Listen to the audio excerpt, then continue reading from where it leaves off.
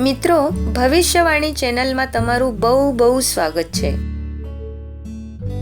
આજે અમે તમને એક ખાસ જાણકારી આપીએ છીએ કે ઘરના અંદર મૂકેલા છોડ એટલે સ્મોલ પ્લાન્ટ્સ ને કેવી રીતે સંભાળી શકો અને કયા કયા છોડ તમને રાખવા જોઈએ અને એનું શું કાર્ય છે।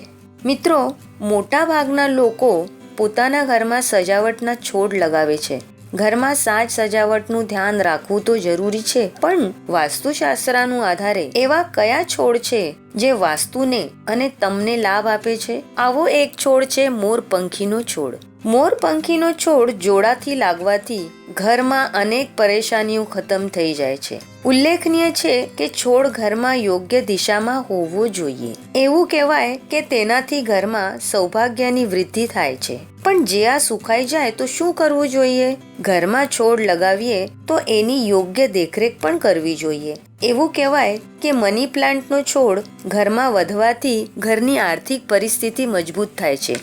આ જ રીતે મોરપંખીનો છોડ ઘરમાં ખુશીઓ અને સમૃદ્ધિ લાવે છે। તેથી તેના સુકાવાથી બચાવવો જોઈએ અને સુકાઈ જાય તો સુકાયેલો ભાગ કાપી નાખવો જોઈએ અને પછી નવો પ્લાન્ટ લગાવી દેવો જોઈએ। ઘરમાં સુકાયેલા છોડ રોજ જોવાથી કે રાખી મૂકવાથી નિરાશાજનક અને નકારાત્મક વાતાવરણ શરૂ થઈ જાય છે।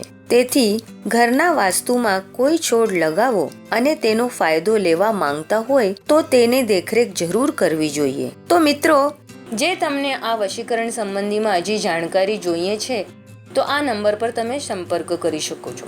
આ નંબર જાનકી દેવીનો નંબર છે।